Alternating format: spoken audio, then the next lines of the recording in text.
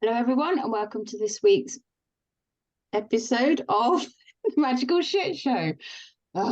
It's been one of those weeks having Wi-Fi issues all week, and it's making me insane. I work completely from home, so it just completely cripples me. But I understand we're having some solar flares hitting the Earth, and there's worries about the internet going. Claire, do you know anything about that? I didn't know that there was a concern that the internet was going. I too share your kind of issues with Mercury going into retrograde and communication going awry on a number of different levels. But there has been massive, massive solar flares this week, you're right, from Monday onwards. And I see solar flares, I don't know about you, June, but as kind of other life forms sending energy down to Earth, like healing energy. It's like their way of basically changing things up, bringing more light. It's like, because the sun is our main source of light. So if we're getting solar flares, then, that's what I see as happening. Would you agree, June? I would. It feels very much like that. And apparently there's all these blue light beings from Sirius coming to help us as well, according to Nancy Ferguson. Ferguson?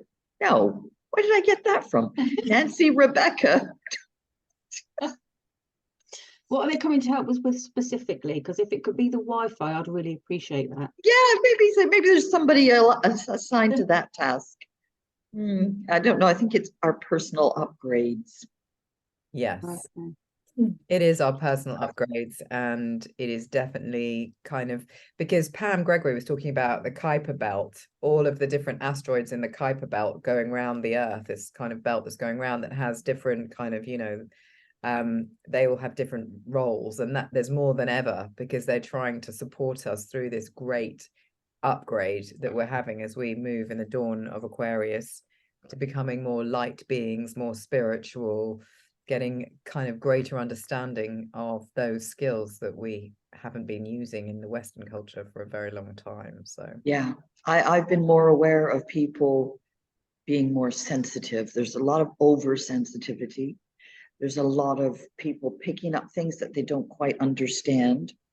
And I think our telepathy is being finely tuned. And again, I was reminded by somebody, I don't remember who it was, probably Pam, that everything we think, everything we say, everything we do goes out there, especially via the water. So, the water connects us all. And I think people are really feeling somebody just said something awful about me. Where are they? What happened? Do you know what I mean? And then they're starting to feel, well, was it you? And then they start with the criticisms and the checking and the questioning instead of, it's so important right now to stay grounded, I feel. There's a lot going on in the world, isn't there, to try and shape that? And there's a lot of divisiveness going on politically and globally.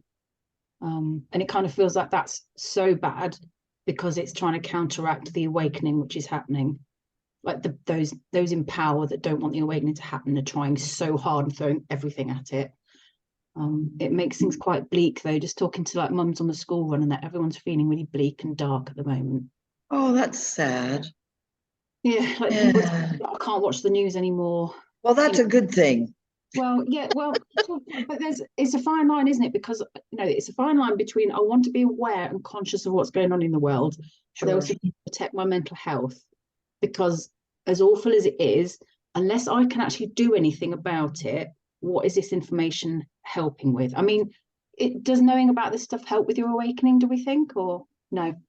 Okay, because I don't want to be ignorant and go, I'm not looking at that, the genocide or whatever that's going on, because it's upsetting my mental health, because these are lives and these are people and these are souls. You know what I mean? Yeah, I do really believe that we need to send them love and light in a generic way without getting sucked into all the fine detail. Mm-hmm. We don't need to know all the detail. We need to stay on that higher level and just surround everybody with love and light. And you feel like you want to believe things that will help you get through. And I believe Nancy Rebecca said that the blue light beings are helping transport those damaged souls of those people to a better place. So that made me feel so much better that somebody is looking after them on Oh, that higher level. always. My learning and understanding is the fact that we all have light and dark past lives. So somebody's always got to play the bad guy, somebody's always going to play the good guy, and somebody's always going to play something in between. It's like, you know, it's a continuum, like everything in this world, it's a polarity continuum. And so what is going on is definitely not, if it doesn't cross your path, I think I always say that it's not for you. And it is a distraction, Tamar, to withdraw you from your own personal journey, because as soon as you start considering all of those things that are going on that you are being told about, I do this because I don't know. Ooh, balloons.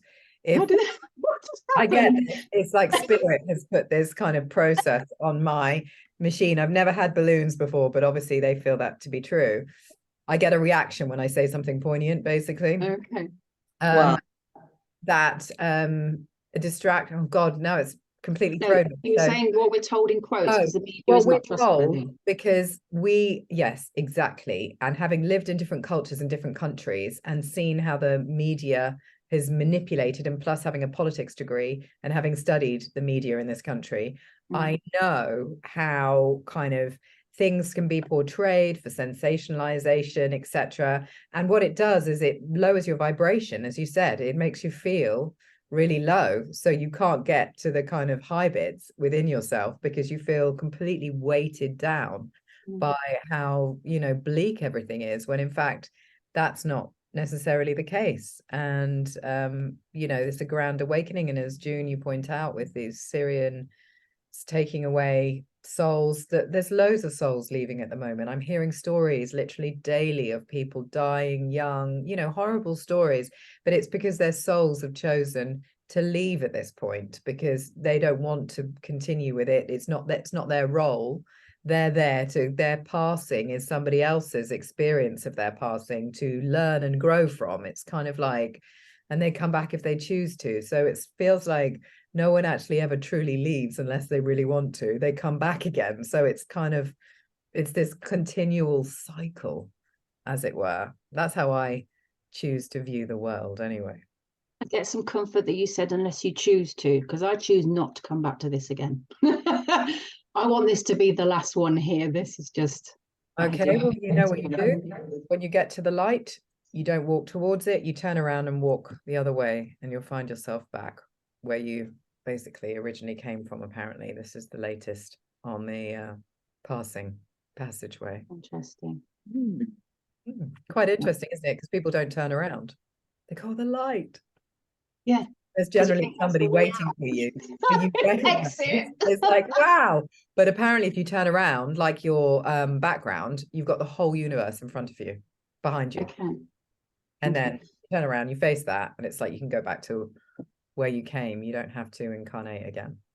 That's interesting, because the book I read, The Journey of the Souls by Michael Newton, love that book. Totally removed any fear of death. And the premise of that, for anyone that hasn't read it, is that each life is a learning journey, and you come back and you sometimes see the same souls, and you've all agreed to come back and do the lesson. And at the end, you go to a place where you debrief and you talk about whether you learnt the things, and if you did learn the things, you go to the next level. And once you've completed everything, you just become light, and you're no longer reincarnating. But I understand, I think it's from a different source, that Earth is the karma planet. So when we get to Earth, it's a lot of karma all at once, and it's trying to kind of fast track. And this is like a hard level. So we're kind of further up the chain if we're here. Oh, thank God. Okay. Well, an interesting story about my granddaughter. When I was visiting her a couple of weeks ago, she was trying to work out who was whose mom and who was whose dad. I said, shall I draw you a family tree? So we drew a tree and we put people on it. And then after I'd done that, I thought, that's not what she's asking me. She's asking me what roles we're all playing this lifetime. Interesting, because how old is she? Because when they're 4. young, so when they're young, there's a belief that they still remember some of the other stuff. Yeah. Here, so she might still be in that headspace. That's interesting. I'm pretty sure she is. Pretty sure she is. Yeah. So amazing. when you presented her with the tree, did she say that's not quite what I meant, or was that kind of your No, she didn't. She just studied it. She was she's just so like,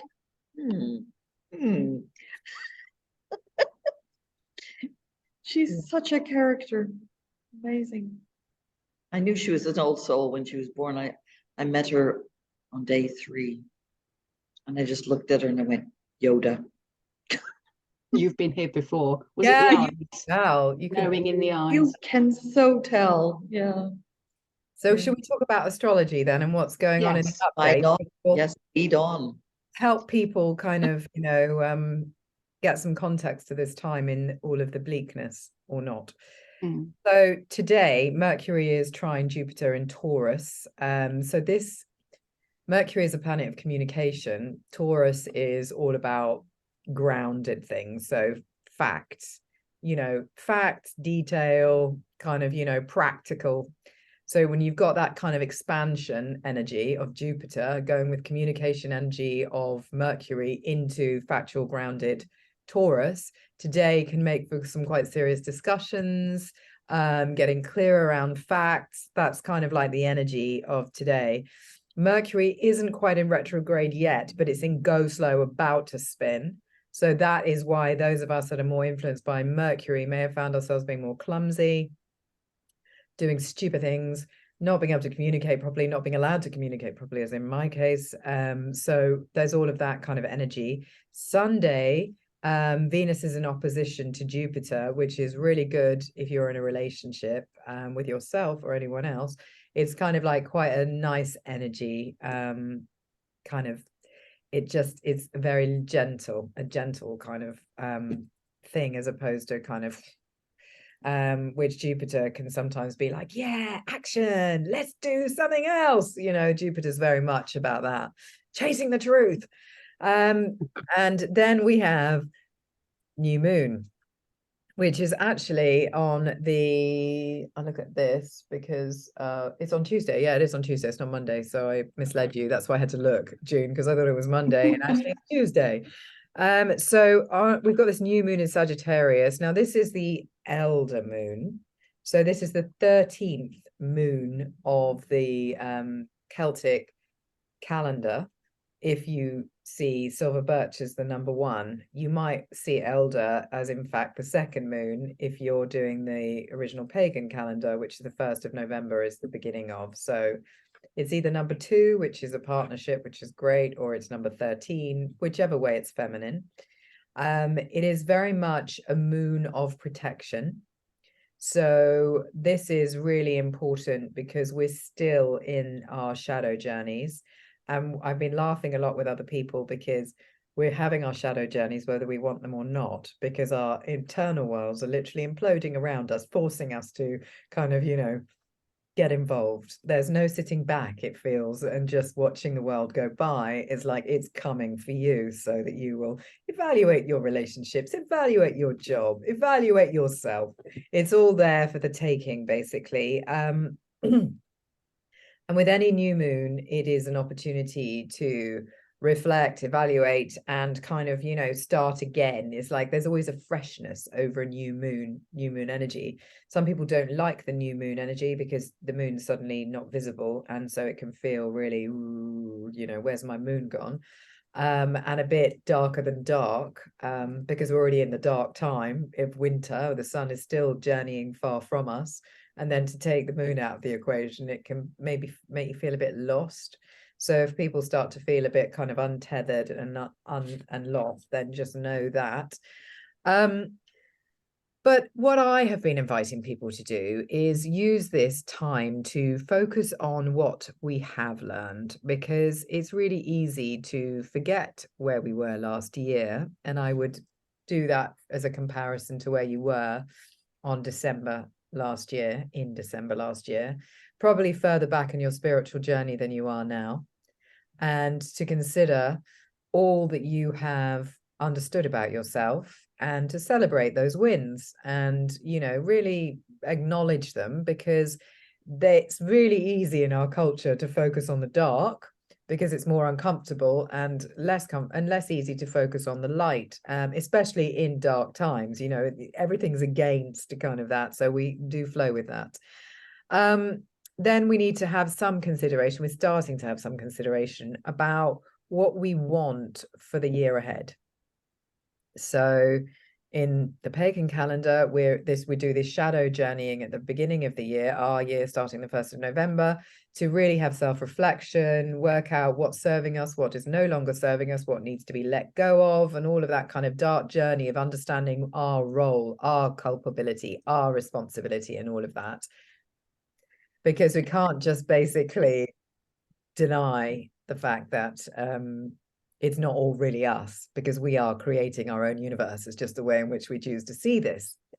So having some kind of, when we're going through this, like little diamonds are going to start glinting away in that darkness and saying, this is where I want to go next year. So just having a nod to that. Elders giving us kind of healing as well. So an understanding and truth. And once you have healing, understanding and truth around your issues, then it gives you energy for change and space for new beginnings. Because if we let something go, we don't remain like a space doesn't remain. That's just not how it works here on Earth. Something else immediately fills that vacuum. And so what we want to be packing the vacuum with is things that are going to be for our kind of growth and our higher selves. And, you know, we have to change. We're always changing. We can't stay stagnant. If you are feeling entrapment feelings and frustration and stagnation, this is a clear indication by the Sagittarian new moon that you are not in the right place. You still have further work to do. Because I know I can see you glinting with a little cheeky smile down there, Tamar, because Sagittarius is a yearning for truth, freedom, enlightenment, and growth. And so if you're not getting those things, then you're going to be feeling a bit like that. I hope my screen shook sufficiently because everything else did on this desk. Don't, however, indulge the self in a whole great big, in kind of self-criticism, regret. Oh, if onlys, because if onlys never happened. Hindsight is a critical bitch that's a bit useless, really. It can be useful, but, you know, it's a very harsh kind of, you know, way to look at things. It's often very one-sided. And we have to kind of be nourishing and supporting to ourselves. And in this kind of divine feminine energy rise, there is this softness, and there's all this water around at this time of year. We're still in autumn, suggesting, oh no, we're now in December, aren't we? So we're now out of autumn, we're in winter, but there is still lots of water around, asking for a softening. And as June says, water is the way that, you know, a lot of information gets communicated on this planet. It goes through air, and it goes through water, it goes through earth, and obviously fire. But yeah, nobody really, I think, gives enough connection to the water side of things. We think about our thoughts traveling through the air, energetic frequency, but water is we'll have to do water actually, because water and digestion are very relevant. So energy for this new moon for action pathways. I would like to see you taking up your metaphysical bow and arrow and aiming it at the areas you wish to heal, and firing your arrow true and straight even into that. Because we live in a world of infinite potentiality. We know what is, we know what happened, but we don't know what could happen or what the future holds. But we set the frequency of what the future holds by the what if filters and the what was filters. And we need to be clear about the what is and the what was, so that we can make sure the what will be is exactly what we want it to be. End of astrology update. End of astrology update. I quite like the idea of the thinking about the future and where you want to head. So there's a lady that I follow on TikTok. I can't think of her name right now, but I think she's like an opera singer, but she does tarot and things. Tarot with, well, it'll come to me. And she shared this thing, this 12 magical nights. Have either of you heard of that? It's not the 12 magical nights after solstice, is it? So yeah, you write down 13 wishes. You start on the solstice, and every night you like write them on pieces of paper and put them in a jar, and every night you take one out without looking at it and burn it. And on the 13th night, the wish you pull out is the one that's up to you to enact and make happen. So you have to make sure you write them in, like you can't just write something airy fairy and abstract. It's got to be something you can do. And I thought that might help with the, you know, the new year, once Christmas is out the way and it's kind of dark and bleak and we're all skint. that's quite a dark time for me. I kind of get sad and things like that. So I thought that might kind of help direct me and shoot my arrow as a Sagittarian to what I'm going to focus on in the new year. So that kind of felt like that tied in quite nicely. I like that. It does. Can you give me an indication of what you might write on a card or a piece of paper? My wishes. One of them is to get more joy, do stuff that makes me happy. Because I was like, the last few months, I just go to work, parent, do the house stuff. You know, there's no fun. I'm not having any fun. So start organizing stuff that is fun. One of which is I'm trying to find a rage room. Yeah, That might be amazing fun.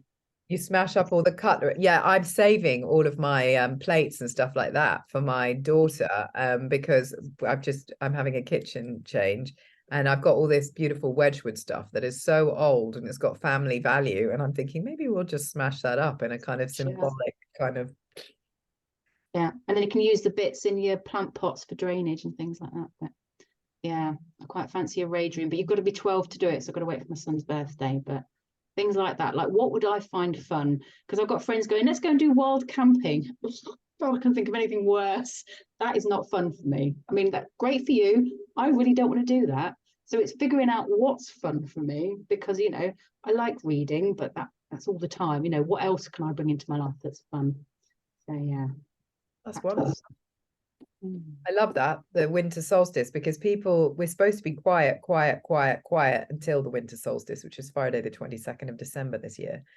And then it's the 12 days of socializing, and then it's back into the quiet. So I've said to all my nearest and dearest, I'd like to make a date with you. So I've made all these plans up to New Year where I'm just going for coffee with people or going for a walk and stuff like that, but spending time with people I care about over those 12 days so that I make sure I don't fall into, for me, between Christmas and New Year can be quite and then of course January is, because you're still supposed to be in the shadow time, recovering, resting, and, you know, not setting New Year's resolutions.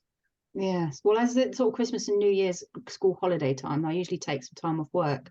And the last few years I've planned stuff for that time, and every year so much of it has fallen through. Things have cancelled, people have been ill, and so I've been forced for that to be a quiet time. And I think the rest of the year is quiet. I'd like to see people and do stuff during that period. How about you, June?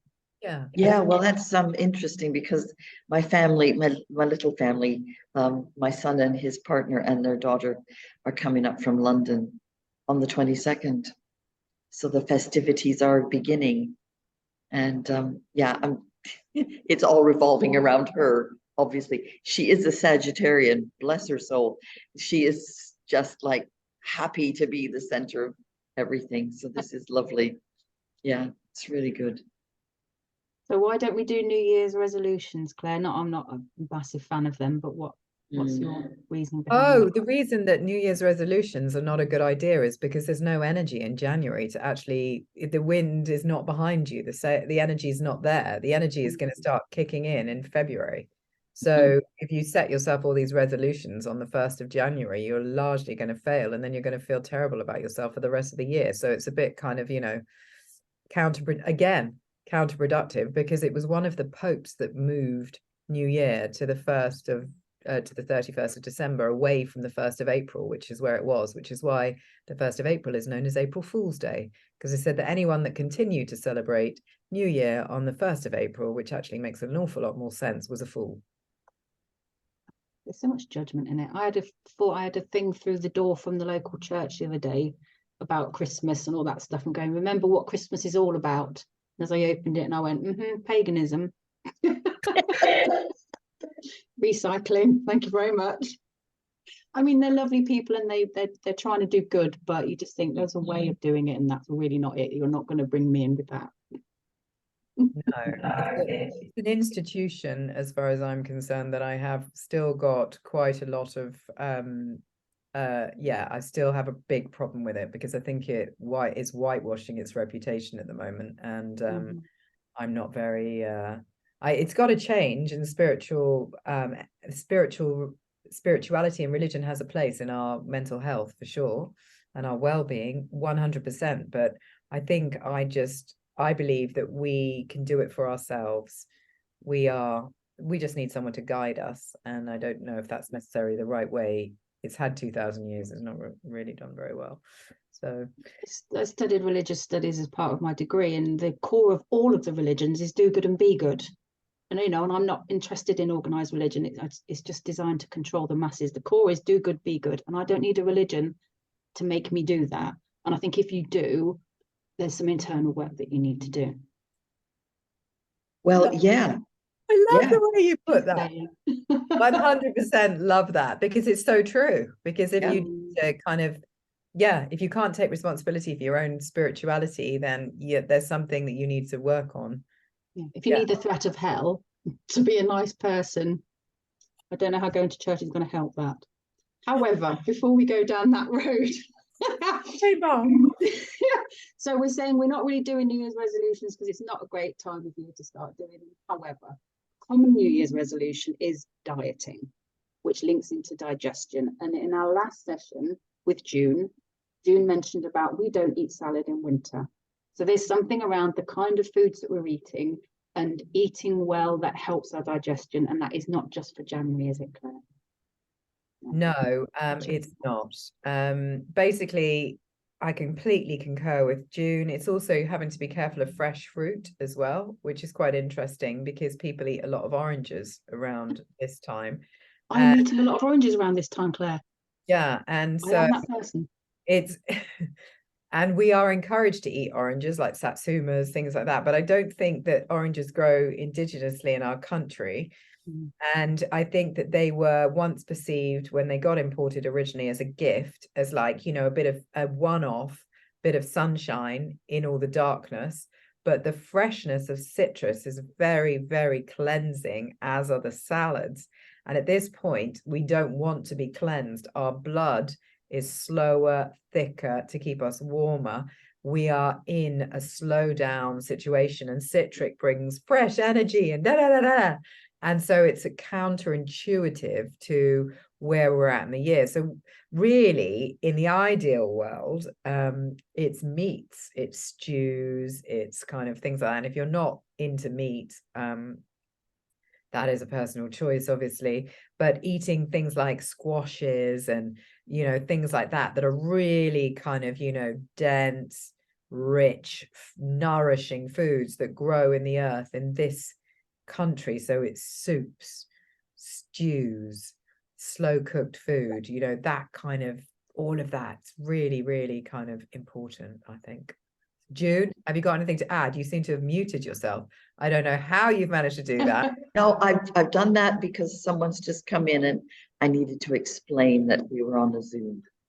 So that's fine. Yes, well, we have just been talking about all that as well. In our group here in the hub, this is why it's very echoey. I'm in the scout hut with our little hub, and in our clinic as well. I mean, I am one of 2 acupuncturists, and we are recommending to people eating with the seasons. This is how we do it, and you're absolutely, I totally go with what you're saying. And Ayurveda also, I believe, is very similar. So I don't know much about that, but yeah, they have 6 flavors. We have 5. But yeah, thinking about the cold versus hot thing, how we were talking about supplements, and I've been thinking about supplements a lot because of, I think over the years, I took a lot of minerals, which are very cold in energy. And I quite chilled my digestive system. And I'm wondering now, and I don't know if anybody's done any research on this, vitamin C, the whole thing about taking vitamin C until your bowel tolerance level, is that because it chills people so much that they actually, because there's cold diarrhea and there's hot diarrhea. You see what I'm saying from the Chinese medicine point of view? So I don't know. I mean, I'm just posing the questions because I'm pondering this. There's always more to learn, and I never think I've finished learning ever.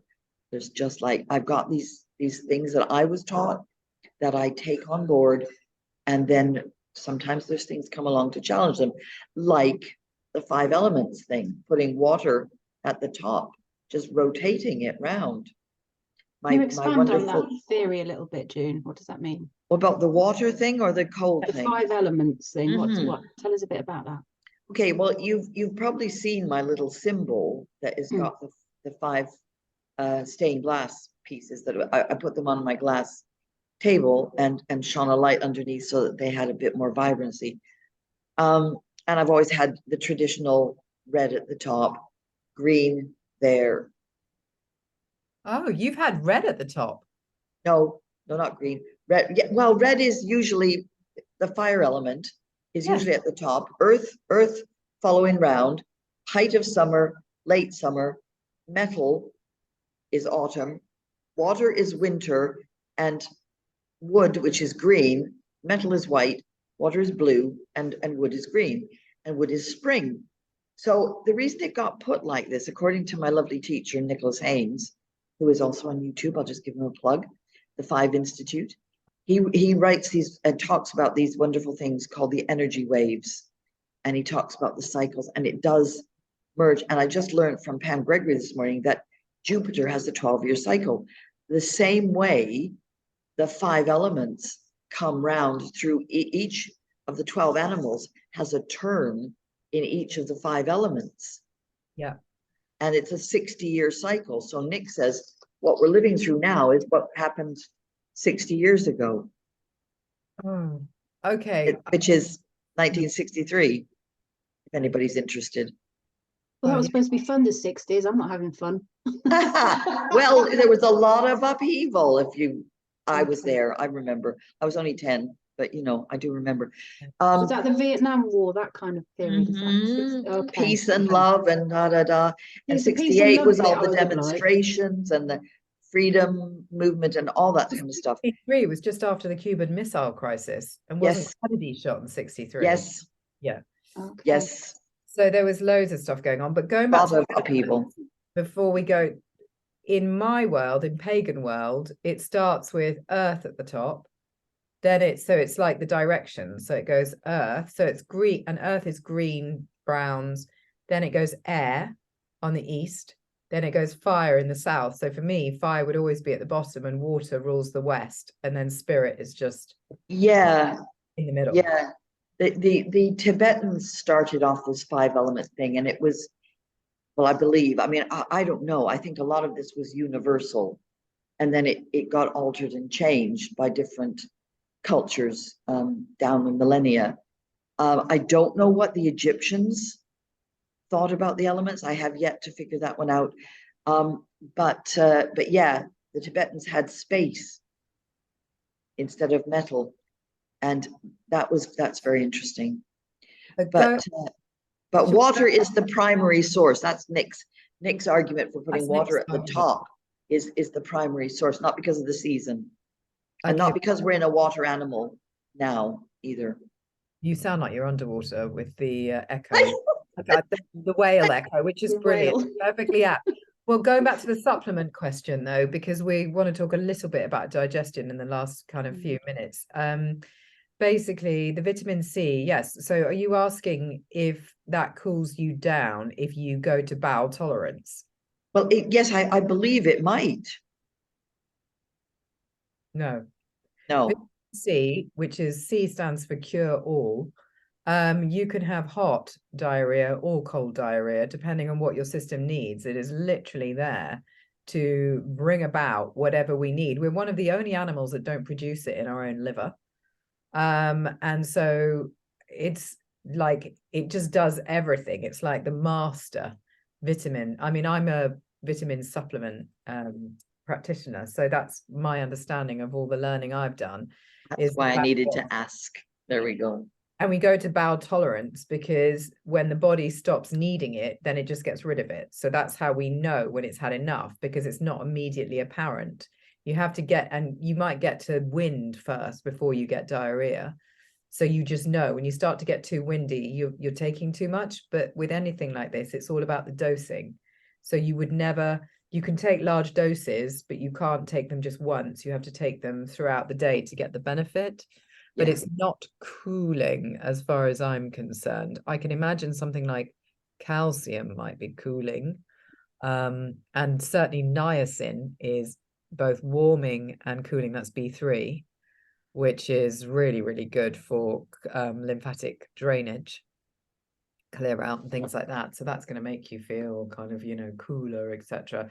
And those things are good to take at this time of year, I would say, because certainly when we start to look at our shadows, we can get ill, which is why so many people are ill, because it's the only way we seem to understand that we're permitted to take time out in our culture, because we have a culture that says, unless you're ill, you should always be doing.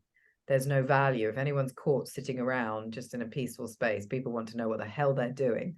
Not least the person who's sitting in the peaceful space's mind going, you should be doing something else. What are you doing? What are you doing? Get back in the rat race.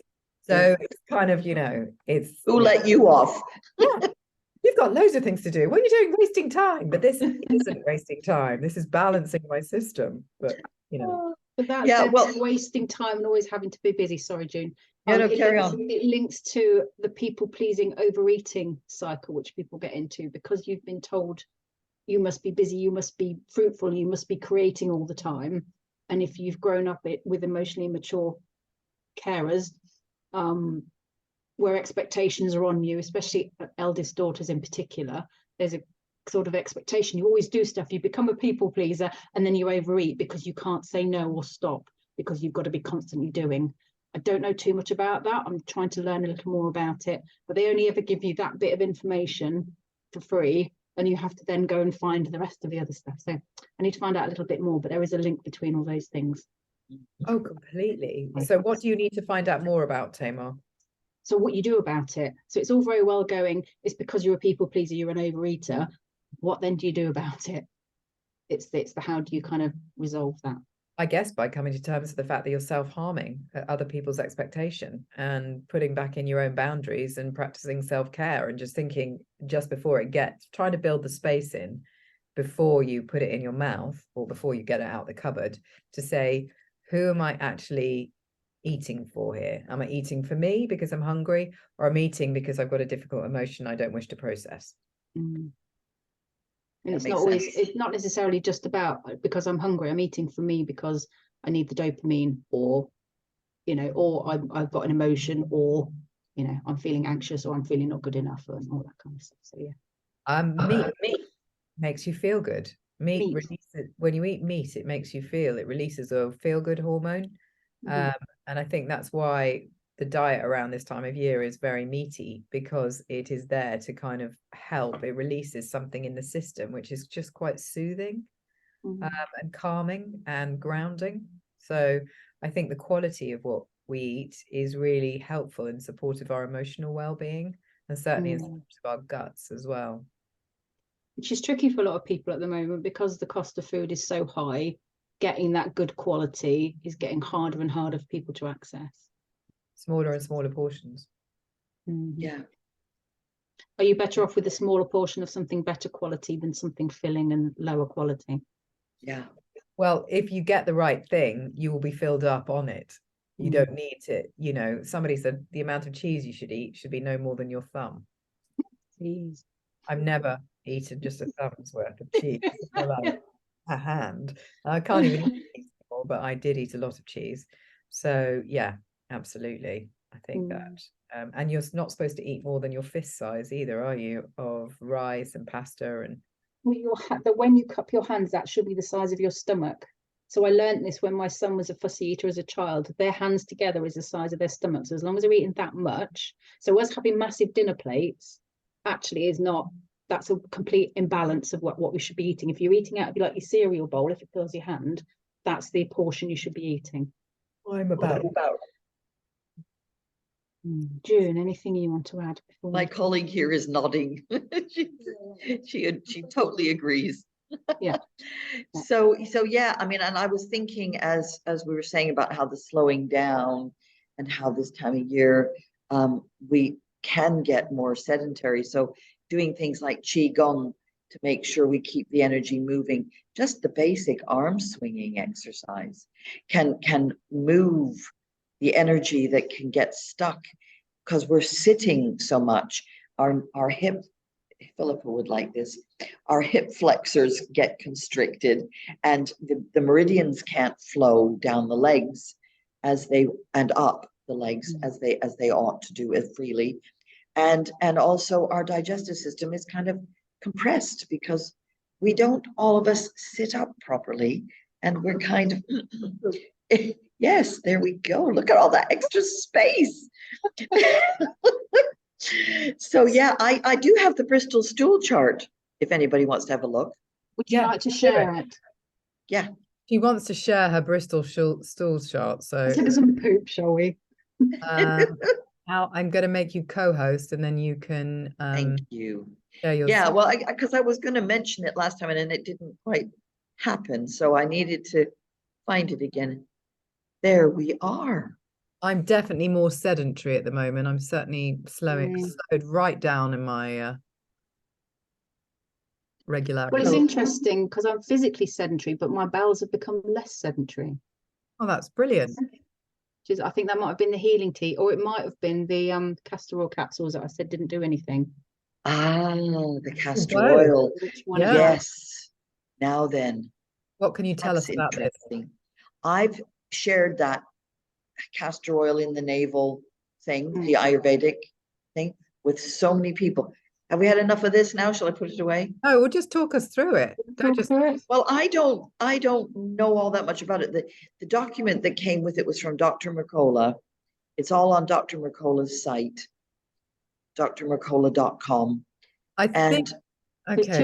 I think he says we should be in type 2, 3, or 4. Yeah. Those are the main. And you're supposed to not have to push, it's supposed to come on its own. Yeah. Yeah. So 2, 3, and 4, not 1. I've done those. Dehydrated. Those are rabbits, but yeah, that's also high level constipation. This is and this is indication of too much fat in the diet. You're saying, are you pointing at what these ones? Which ones? Type 6 and type 5 are when you've got too much fat. If you've got floaters, then basically you've got too much fat, undigested fat in your diet. Yeah. Yeah. Well, I have questions around type 1 because I think so many people have diverticulitis, where the bowels, the large bowel gets because it's very flexible, and it's got more muscle in it than the small intestine, which is just one layer of tissue paper, basically, one cell thick. But the large intestine can bulge, and then things can get stuck to the side. Can start when we're children. There's a thing called accumulation disorder that I see in quite a few children, but with one thing and another. Lots of different causes for that, but we can talk about that another time. And I think that actually if stuff gets stuck there for a very long time, then the peristaltic motion, which needs breathing to work properly and all that kind of thing, this eventually can turn into a pocket and get stuck. And I think sometimes when people are doing a cleansing and a detox, these pellets can be that coming out. That's my little theory currently. I think the castor oil is helping people do that. So, but some people are seeming to get very loose bowels as a reaction. I know somebody who stopped because it freaked her out.